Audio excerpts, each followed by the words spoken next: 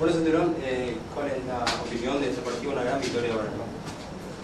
Bueno, la verdad que contento porque el equipo pudo conseguir los 3 puntos acá del local y supo golpear cuando lo tuvo que hacer, así que contento por eso.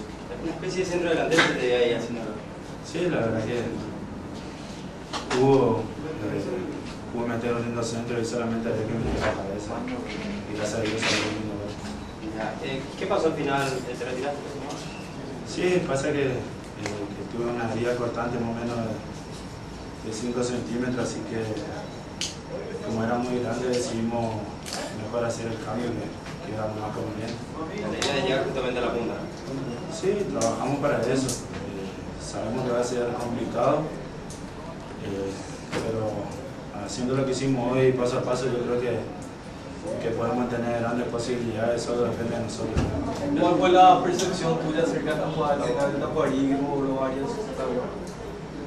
No es bueno hablar del arbitraje, pero él me manifestó que yo lo toco con la mano, yo en ningún momento lo toco, pero bueno, ya pasó, lo bueno es que el equipo pudo dar vuelta al resultado y estamos contentos por eso.